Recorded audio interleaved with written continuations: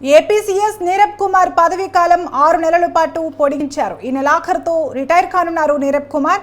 CM Chandrababu వినతితో DoPT సర్వీసును పొడిగించినట్లు తెలుస్తోంది.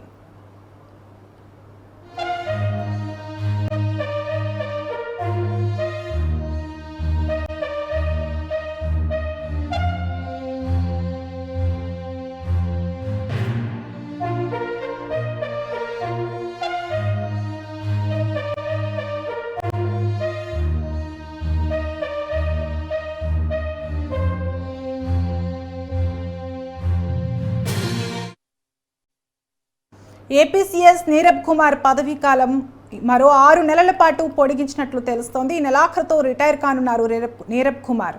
CM Chandrababu వినతితో service పొడిగించిన డీఓపీటీ.